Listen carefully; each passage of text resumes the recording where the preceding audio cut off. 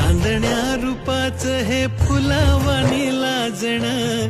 गालावर खळीत ह्या जीवाचं हे टांगण, आपसुक भटावर